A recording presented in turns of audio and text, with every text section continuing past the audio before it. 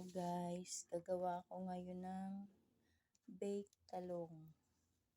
Ayan, meron akong bell pepper, garlic, tomato, onion, and konting paminta.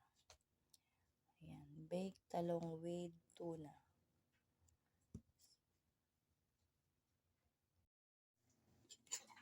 Sama-samahin ko lang sa isang bowl.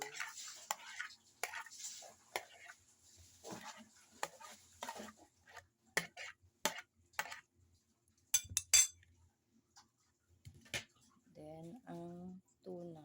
So, tatanggalin ko pala yung laman sa bowl. Ayan, halo natin siya.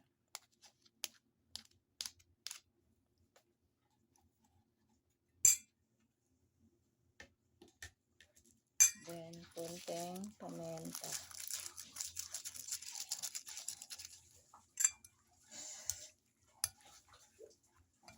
Ayan, lagyan natin ng konting cheese on top.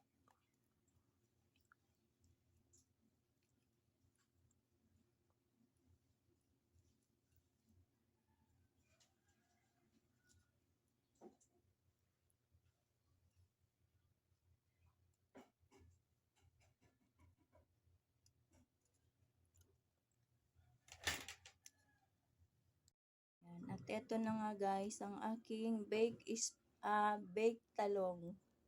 So, yan ang nagawa ko ngayon. Thank you guys for like and share.